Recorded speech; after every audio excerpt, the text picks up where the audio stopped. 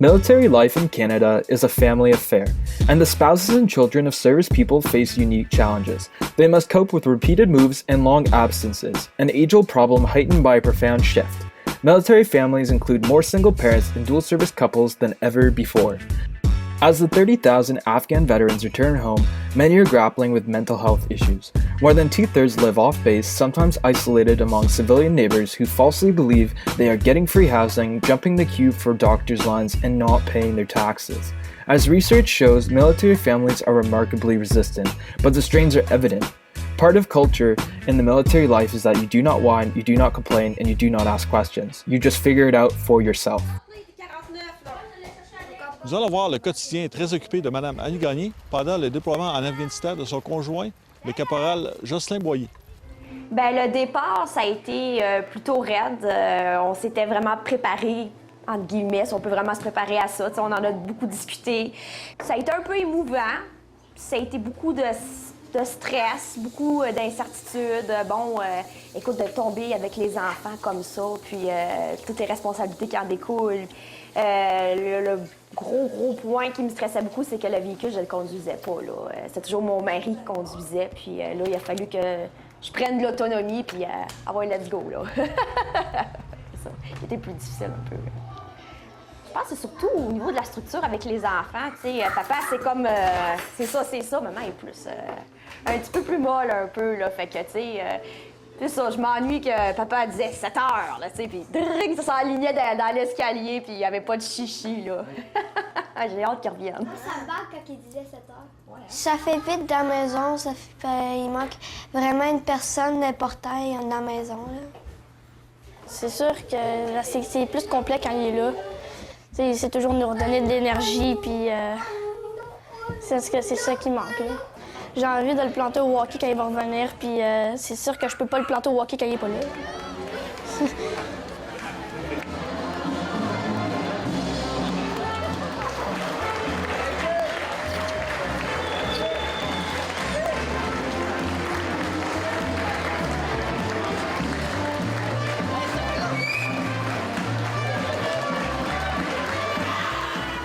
En ce moment, ça se trouve être une des plus belles journées de ma vie.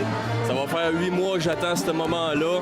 Le 2 juillet 2011, une journée que, comme je vous dis, que j'ai pensé à tous les jours, à tous les soirs avant de me coucher. Voir les personnes que j'aime, ça fait chaud au cœur, puis ça fait du bien de rentrer à la maison. Après avoir fait un travail bien accompli comme celui-là, ça n'a pas été évident par moment, mais au moins aujourd'hui c'est fait. Puis on peut dire un gros chapeau à tout le monde qui était là. Pour les nouvelles de l'armée, c'est le caporal-chef Simon Duchesne, Valcartier. Although the difficulties of separating from a loved one can be stressful, other stressors often occur in military families. One of those biggest stressors is the quality of life and the support military families are given to support their life.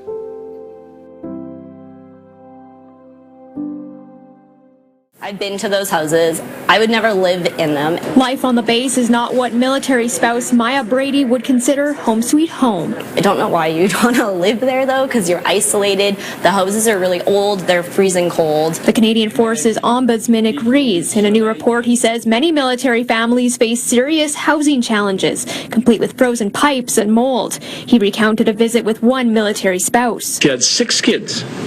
And every week she was brushing with a toothbrush the mold off the window so it doesn't affect the health of her kids. The report found of the more than 12,000 military homes across Canada, fewer than 1% are new. Most are 50 or 60 years old. At Edmonton Garrison, there are more than 500 homes. The most recent was built in 2011. Before that, 1975. Most are from the 1950s. Absences of the CF parent or parents remain constant. But according to the Ombudsman, there are many more stressors for families, from landing jobs for a spouse to finding a family physician due to frequent moves. While military families are resilient, many of the families we spoke to are worried about the long-term impact of military life on their children. The government maintains progress is being made. that today's military families receive more support than ever. Mr. Speaker, I would hope that the Honourable Member get on board, start supporting the government's efforts to support the men and women in uniform. Military brass promised to implement the recommendations in the report, including communicating more effectively with families. Maya Brady hopes so. She says she had no support when her fiancé was deployed to Afghanistan in 2009. Perhaps it was different for people that had like children, but I mean, there's a lot of us that don't have children that are relatively young, and we're kind of left to fend for ourselves. Sarah Richter, CTV News, Edmonton.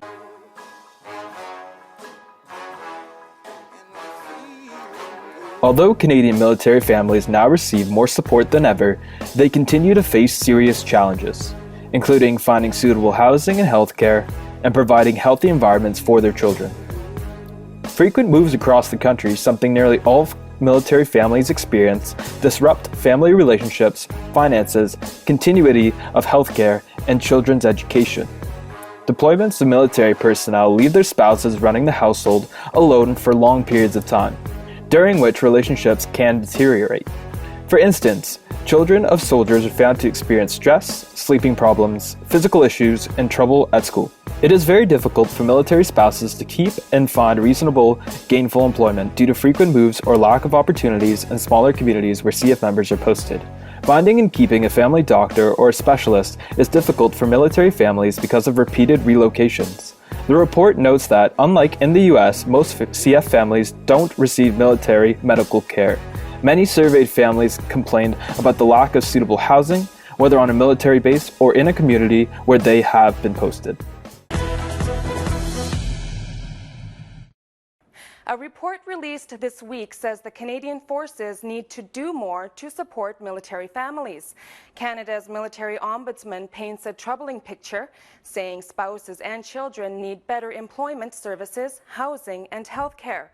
As the CBC's Angela Sterrett reports, military families in the North have it tougher than most. Candace Thorne's husband is an aviation engineer with the Canadian Air Force. They and their 3 toddlers moved from Comox Valley in BC just 3 months ago. We were shocked because we were already starting to prepare to move to Ontario. She says challenges in the North are different than anywhere else in Canada. She says the majority of military families live in federal housing, and there's a smaller pool to choose from in isolated communities. When we came up to look for housing, a 4-bedroom unit for our family would have been $2,700 per month.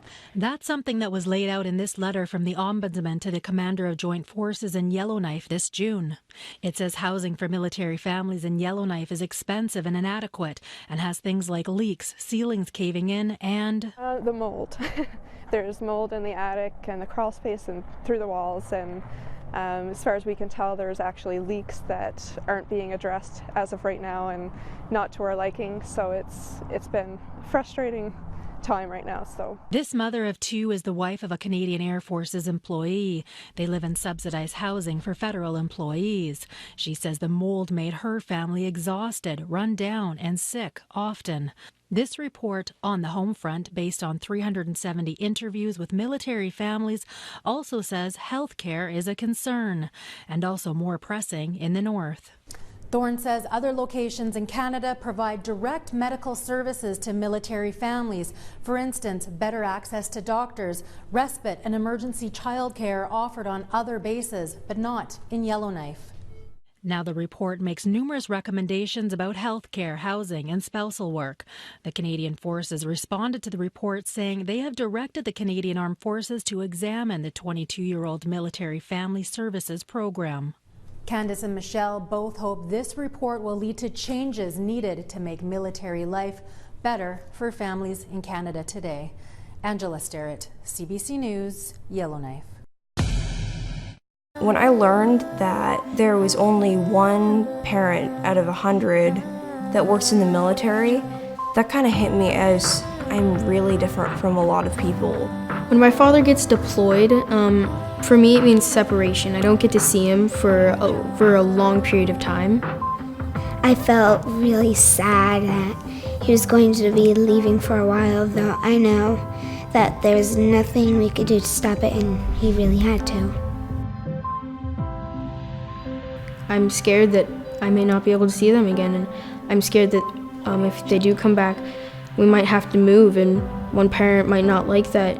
Well, I moved about 5 or 6 times in my life. Some of the challenges are like when my dad goes away, so I have to take care of little siblings and make sure like my mom feels okay.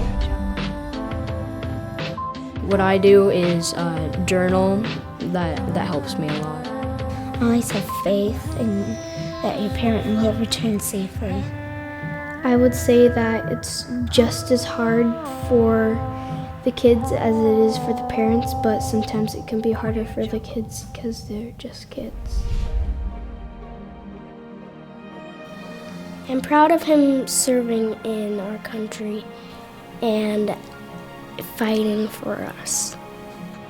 That helped me feel better is looking at pictures of my dad. When my dad comes home for me, I can't stop smiling for some reason. Like I'm in the car and I'm like, be serious, show him that you've matured. And then I get out of the car and it's just constant smiles and happiness.